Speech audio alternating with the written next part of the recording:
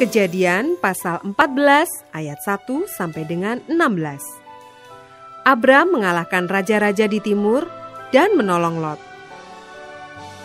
Pada zaman Amrafel raja Sinear, Ariok raja Elazar, Kedorlaomer raja Elam, dan Tidal raja Goyim, terjadilah bahwa raja-raja ini berperang melawan Bera raja Sodom, Birsya raja Gomora, Shinab raja Atma, Shemeber raja Zeboim, dan raja negeri Bela, yakni negeri Zoar.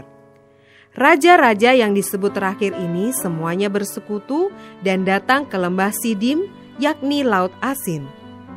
12 tahun lamanya mereka takluk kepada Kedorlaomer, tetapi dalam tahun yang ke-13 mereka memberontak.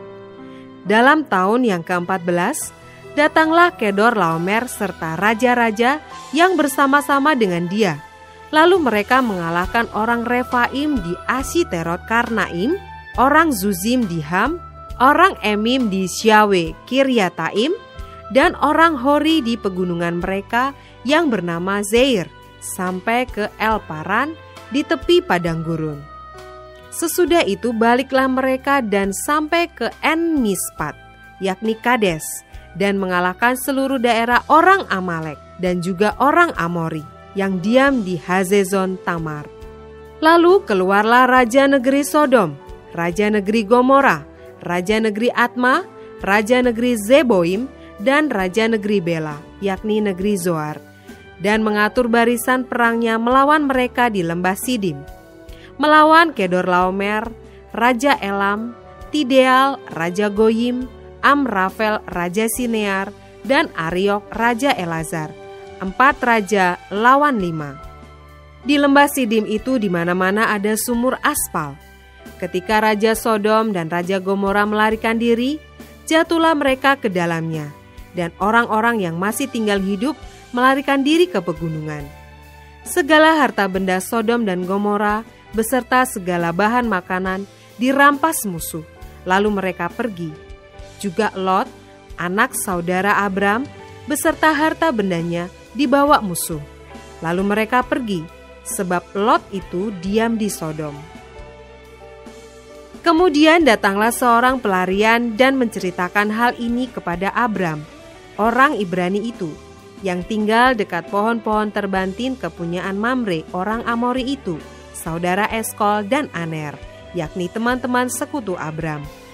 Ketika Abram mendengar bahwa anak saudaranya tertawan, maka dikerahkannyalah orang-orang yang terlatih, yakni mereka yang lahir di rumahnya, 318 orang banyaknya, lalu mengejar musuh sampai ke Dan.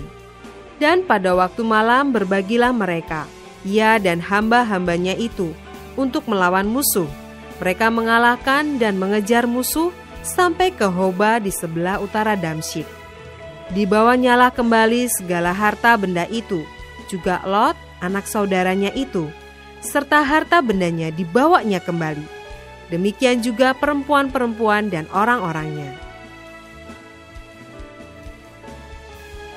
Ayat 17 sampai dengan 24.